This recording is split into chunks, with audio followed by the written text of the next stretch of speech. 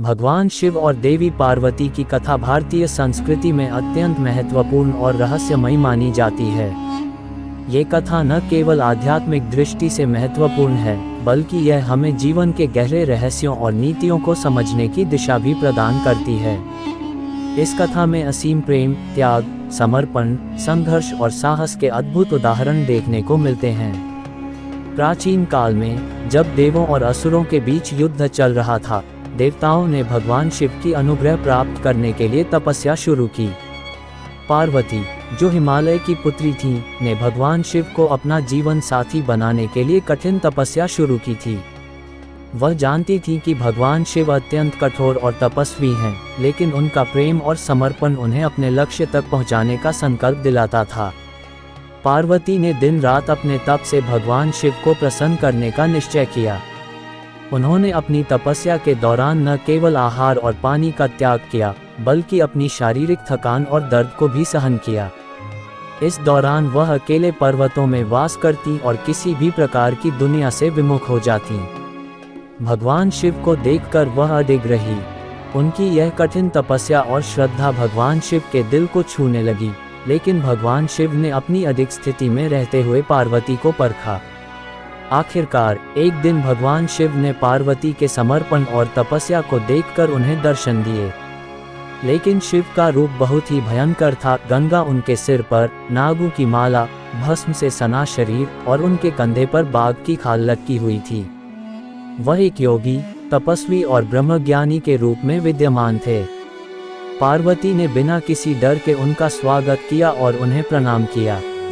भगवान शिव ने उनके समर्पण और साहस को देखा, लेकिन उन्होंने पार्वती से कहा कि वह केवल उन्हीं को अपना जीवन साथी बनाएंगे जो उन्हें दिल से प्यार करेंगे, न कि किसी और कारण से।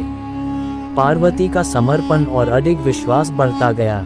वह जानती थी कि भगवान शिव में असीम शक्ति और अनंत ज्ञान छिपा हुआ है।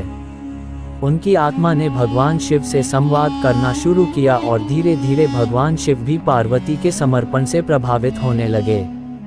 एक दिन भगवान शिव ने पार्वती से विवाह का प्रस्ताव रखा, लेकिन यह विवाह एक साधारण विवाह नहीं था।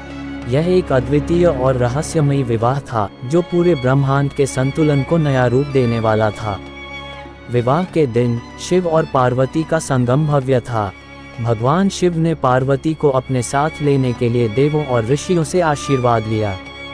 विवाह की रस्में पारंपरिक रूप से पूरी की गईं, लेकिन इस विवाह के साथ साथ एक गहरा संदेश भी था। ये संदेश था कि प्रेम और समर्पण की कोई सीमा नहीं होती।